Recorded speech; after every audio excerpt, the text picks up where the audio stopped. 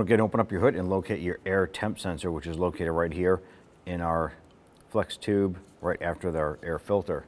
Grab this little tab right here, lift it up, and pull the harness off. You want to go ahead and pull the sensor out.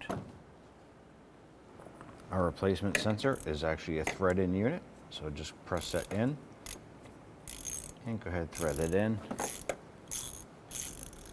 We're going to use a 19mm deep socket and go ahead and thread it in just like so.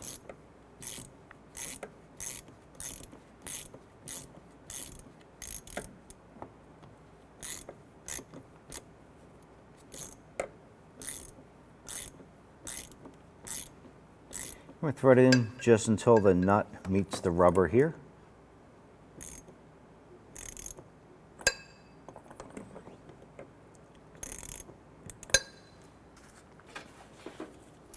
Take your harness, line that up, press it into place.